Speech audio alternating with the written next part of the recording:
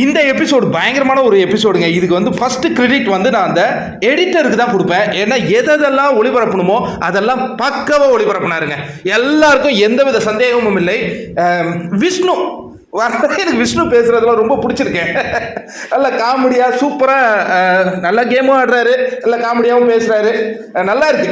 Vengeance இப்போ இல்லை, முன்னாடி நிறைய இருந்தது, இப்போ இல்லை. டிக்கெட் டு ஃபினாலே அப்படிங்கிற மாதிரி ஒரு போர்டு போடுறாங்க.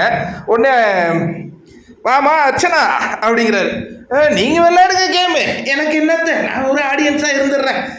நீ என்னம்மா நிறைய ஓட்டுலாம் வாங்குவ போல இருக்கு, நீ நேராக போயிடுற, நாங்கள் தானே போராடி ஹீராடி வரணும், இதில் நாங்கள் விளையாண்டாலும் நீ வேற வந்து நடுவருங்கிற போர்வையில் என்னென்னலாம் கருத்தை பின்னாடி சொல்ல போறியோ. இந்த எபிசோடு பார்த்ததுனால சொல்கிறேன். அந்த அம்மா ஆய வச்சுக்கிட்டு ஏன் சும்மா இல்லாத சில பாயிண்ட் கரெக்டாக சொல்லுது. சரி, யாராவது ஒருத்தவங்க தானே ஜெயிக்க முடியும். சரி, நம்ம நேராக டாஸ்க்குக்கு போவோமா? அதுக்கு முன்னாடி தினேஷனுடைய புலம்புல ஃபஸ்ட்டு கேட்டுருவோம்.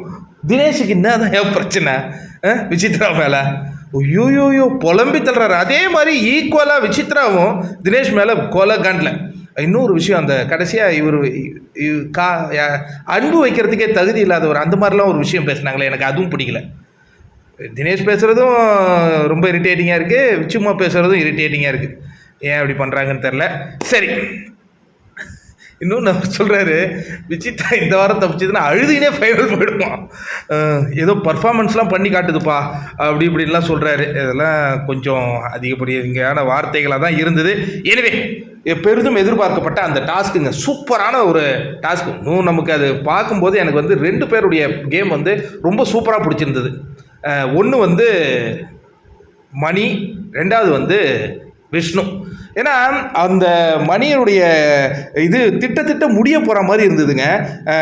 விஷ்ணு வந்து அதை தள்ளி விட்டார்ல, தள்ளி விட்டு கூட அது திட்ட முடிகிற மாதிரி இருக்கும்பொழுது முடியாது நிற்கும் போது மணி முடியாது நின்ட்டார். பூர்ணிமா அந்த பொம்மையை எடுத்துகிட்டு அவங்களால வர முடியல, அதனால் அவங்க ஆட்டத்தில் எந்த எவிக்ட் ஆகுறாங்க. அதுக்கு முன்னாடியே ஃபஸ்ட்டு அவங்க டார்கெட் பண்ணது ரவீனாவை எதுக்கு நான் டார்கெட் பண்ணீங்க? அந்த பொண்ணு போய் எடுக்க போகிறது இல்லை. ஃபஸ்ட் டைம் நீங்கள் டார்கெட் பண்ணணுன்னா விஷ்ணுவையோ இல்லை மணியோ, எதுக்கு ரவீனானே எனக்கு ஒன்றுமே புரியல. ஒரு வேலை கடைசியாக ரவீனா எல்லாத்தையும் கொண்டு வந்து மணிக்கிட்ட கொடுத்துட்டுன்னு ஏதாவது ஸ்ட்ராட்டஜி பண்ணான்லாம் என்னன்னு தெரியல. எனவே அந்த பொண்ணு தான் போன டாஸ்க்லேயே அடிபட்டுச்சு, அது செய்யாது.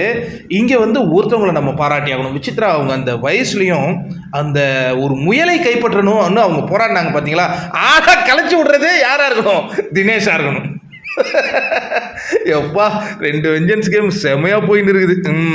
அவங்க கலைச்சி விட்டாங்க, முயலையும் கைப்பற்றிட்டாங்க, வந்து சேர முடியல. எனவே அவங்க ஆட்டத்தை விட்டு வெளியே இருக்கிறார்கள். அந்த முயலை போய் வச்சிடுறாங்க. அழகாக அதை போய் எடுத்துக்கிறாரு விஷ்ணு. விஷ்ணுவுக்கு நிறைய முயல்கள் வந்து அப்படியே ஈஸியாகவே கிடைத்த காட்சிகளையும் பார்த்தோம். மணி தாங்க கேம் சேஞ்சரே இந்த இதில். ஏன்னா பூர்ணிமா 2 ரவுண்டு போய் மணியுடைய இதெல்லாம் எடுக்கிறதுக்கு முயற்சி பண்ணுறாங்க, முடியல. அதற்கு அடுத்தது கடைசி ரவுண்டில் வந்து விஷ்ணுவுடைய அந்த இதை கைட்டிடலாம், ஏன்னா அவர் ஒரு 4-5 முயல் வச்சுருக்காரு. இப்போ இந்த விஷ்ணுவுடைய இதை எடுத்துட்டாங்கன்னா எடுக்கிறவங்களுக்கு எல்லாமே சேரும். அப்போ வந்து மணி ஒரு ஸ்ட்ராட்டஜி பண்ணார். அந்த கல்லை எடுத்து மேலே அவர் பனியனில் போட்டாரா எங்கேயோ போட்டார் போல இருக்கு. இவங்க ஃபுல்லாகவே அது எடுத்தால் கூட மாயாவால் வெற்றி பெற முடியாது அப்படிங்கிற ஒரு சூழல் வரும்பொழுது அதுதான், அதாவது கேமில் வந்து அந்த ஏன்னா 1 நிமிடம் தான் கொடுத்துருக்காங்க, அதுக்குள்ளே ஸ்ட்ராட்டஜி பண்ணி அடித்து தூக்குறதுலாம் சாதாரண விஷயம் இல்லை. நம்ம எல்லாருக்குமே தெரியும் மணி வந்து டாஸ்கில் பயங்கரமாக பண்ணக்கூடிய ஆள். ரவீனாங்கிற ஒரு கேரக்டர் மட்டும் இல்லைனா மணி பயங்கரமாக பேசப்படும் ஒரு பிளேயராகவே மாறி இருப்பாருங்க. டஃப் கண்டஸ்டன்ஸ் லிஸ்ட்லேயே இருந்திருப்பார். அந்த ரெட் கார்டில் அந்த விஷயத்தில் அவர் அடிபடலைன்னா அவர் வந்து டாப் 3க்கு வந்திருக்கிறதுல எந்த வித மாற்று கருத்தும் கிடையாது மணி.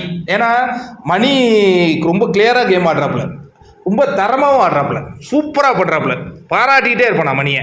அதற்கு அடுத்ததாக விஷ்ணுவுடைய அந்த விஷ்ணுவுக்கு வந்து அதில் ஒரு பொதுநலம் கலந்த ஒரு சுயநலம் மாதிரி மணி அவுட் ஆகாத வரைக்கும் நாம் இருப்போம். மணி காலினா நம்ம காலிங்கும் போது மணி வந்து அந்த கடைசி நேரத்திலாம் டக்குன்னு வந்து நின்ன காட்சிகளால் விஷ்ணுவுக்கு வந்து அந்த இது போகுது. 3 பாயிண்ட்ஸ் அங்கே போகுதுங்க. 3 பாயிண்ட்டு, மணிக்கு 2 பாயிண்ட்டு, மாயாவுக்கு 1 பாயிண்ட் கொடுக்குறாங்க. அதற்கு பிறகு இந்த கேம் தொடங்குறதுக்கு முன்னாடியே அனலைஸ் நடக்குது. மேடம் மாயாவும் பூர்ணிமாவும் திட்டங்கள் திட்டுறாங்க. விசித்ரா கிட்ட வந்து சொல்கிறாங்க, விசித்ராவுக்கு கேமை பற்றி ஒன்றும் புரியல, ஒன்றும் தேவையில்லை. இவங்க மணியும் விஷ்ணுவும் ஒரு கேன்வோ பண்ணுறாங்க. ஆனால் இது எது பண்ணாலும் இது லக் ஓரியன்ட் கேம். அந்த சீட்டு கட்டு 3 எடுக்கிறாங்கல்ல, அதுல உங்க படம் வந்தாதான் நீங்க உள்ளேயே ஆட்டத்துக்குள்ள போக முடியும்.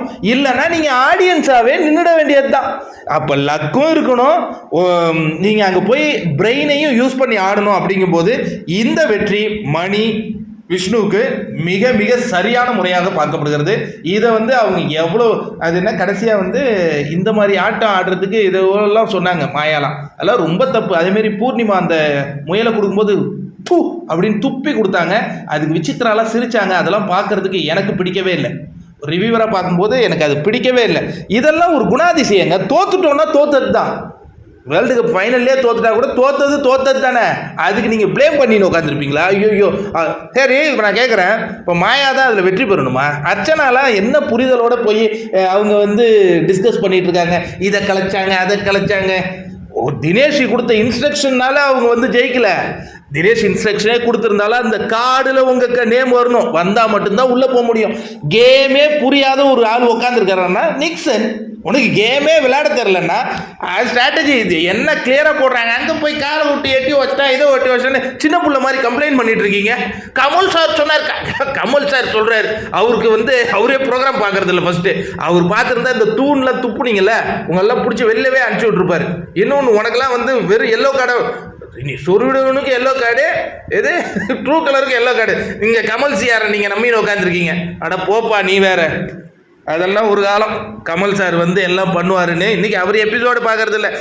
அவர் மக்கள் பிரதிநிதின்னு சொல்லுவார். உங்கள் குரலே எங்கள் குரல் பாரு. இன்னைக்கு அந்த மாதிரிலாம் அது ஒழிக்கிறதே கிடையாது. அப்படி ஒழிச்சாலே நீங்கள் என்ன பண்ணிடுறீங்க, 2 வார்த்தை நீங்கள் பண்ணது சொன்னாலே மூஞ்ச தூக்கின்னு உட்காந்துடுறீங்க. அதுவே எங்களுக்கு இதுவாகுது. ஐயோ இதுக்கு மூஞ்ச தூக்கின்னு உட்காந்துக்கிட்டு எங்களை கார்னர் பண்ணுறாங்கன்னு ஆரம்பிச்சிடுங்க. உடனே அதுக்குன்னு சில பல கோஷ்டிகள் இருக்குது. பிஆர் கோஷ்டி, சிங்கம் பெண்ணே சிங்கம் பெண்ணே பாட்டு போடுறதுக்கு.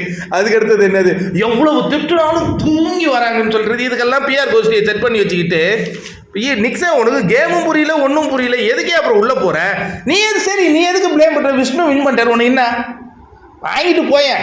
பூர்ணிமா சொல்லிட்டாங்க, இனி எனக்கு டிக்கெட் ஃபினாலேல 1 பாயிண்ட்டும் வேணாம். அந்த 1 பாயிண்ட்டும் உங்கள் பாயிண்ட்டு கிடையாது. சரி அது அர்ச்சனா கொடுத்தாங்க, கொடுத்தா வாங்கிக்கணும் தான், தப்பு கிடையாது. இன்னொரு இது மாயாவும் இப்போ சொல்லிட்டாங்க, எங்களுக்கும் 1 பாயிண்ட் வேணாம். நீங்கள் 3 பேரும் அடுத்த இதில் விளையாடாதீங்களே, 3 பேரும் விளையாடாதீங்க. விளையாடுற அந்த 2 பேரையாவது உள்ளே விடுங்க. அந்த அர்ச்சனாவி, ஆனால் தினேஷ் சொன்ன அந்த ஒரு பாயிண்ட் கரெக்டு. அர்ச்சனா திடீர்னு நாட்டாம இஷ்டம் பேசுகிறாங்க. ப்ரோ நீங்கள் இதை சொல்லியிருக்கக்கூடாது, இந்த பொண்ணை ஆட விட்டுருக்கணுயா. இந்த கல் செங்கலாக பிரிக்கும் பொழுது அடுத்த டாஸ்க் வரைக்கும் உட்காந்து இது பஞ்சாயத்து வச்சுருக்கோம். இப்போ இது பண்ணிட்டு இருக்கு, நம்ம ஆட விட்டுருக்கணும் போல இருக்குது. இதை உண்மையாலே அர்ச்சனாவெல்லாம் ஆட விட்டுருக்கணுங்க. இதில் நீங்கள் தப்பு பண்ணிட்டீங்க. எனக்கு இந்த 2 பேர் வெளியில் உட்கார வச்சு நான் ஆடுற அந்த மெத்தட்ஸ் எனக்கு பிடிக்கவே இல்லை. ஏன்னா அப்போ தானே அவங்களுடைய கேரக்டரும் தெரிய வரும், அவங்க அந்த கேமை எப்படி அணுகுறாங்க. இப்போ இந்த கேமில் சிறப்பாக பூர்ணிமா ரொம்ப அற்புதமான இன்வால்மெண்ட் கொடுத்தாலும் நம்ம கடைசியாக அந்த தூண் துப்புறதை தான் நம்ம எடுத்து பேசுகிறோம் ஒரு ரிவ்யூவராக. அப்படி இருக்கும்போது உழைப்புக்கு ஏற்ற ஊதியம் இல்லைன்னு கூட நான் சொல்லுவேன். அப்போ எல்லாருடைய விஷயமும் தெரிய வரும்ல, அவன் என்ன ஸ்ட்ராட்டஜி பண்ணா, இது எல்லாத்தையும் அனலைஸ் பண்ணணுங்க. அதனால பிக் பாஸ் எனக்கு தெரிஞ்சு ஃபேவர் பண்ணிட்டாருன்னு நினைக்கிறேன். சரி வேற என்னப்பா, அதுக்கு அடுத்தது இது நடு இரவு வரையும் போகுது. அப்போ தான் விஷ்ணுவின் புலம்பல் டேய் என்னங்கடா ஸ்டார் கொடுத்தாலும் சாட்டர்டே வரையும் என்ன பேசுறீங்க, இந்த கல் எடுத்ததுக்கும் இந்த 3 பாயிண்ட் எடுத்ததுக்கும் என்னடா கும்பலாக உட்காந்து பேசுவீங்க. இதுக்கெல்லாம் நாட்டாமல் இந்த ராஜமாதா தான் போல இருக்கு. ராஜமாதா கிட்ட என்ன சொல்லி விட்டாருன்னா, சரி அந்த பூர்ணிமா 2 முறை வந்தாங்களே, ஏன் நிக்சன் கல் எடுக்கலன்னா அந்த பாயிண்டோட ராஜமாதா அங்கே உள்ளே போக, பூர்ணிமா தான் பேசுனதே பேசுமே, ஏதாவது பேசி அது குழப்பி விடுது. அதுக்கப்புறம் அவர் விஜயவர்மா, நீ நடுவர் தானே, விஜயவர்மாவும் அர்ச்சனாவும் நடுவர் தானே, எதுக்கு அவங்க இப்போ இது கேட்டுக்கிட்டு இருக்காங்க நியாயம்.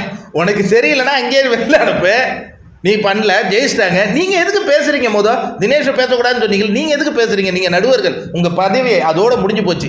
நீங்கள் யார் என்ன பண்ணால் உங்களுக்கு, யாருக்கு புள்ளி போனால் உங்களுக்கு என்ன, அவன் இதே இன்னும் வேடிக்கை பார்த்துட்டு இருக்கோம். ஒருவேளை உங்களை பிக் பாஸ் ஆட விட்டு உங்களுக்கு ஏதாவது புள்ளி கிடைச்சதுன்னா அதை போய் யாருக்கு வேணாலும் தானம் பண்ணுங்க, அப்போ உங்களுக்கு உரிமை உண்டு.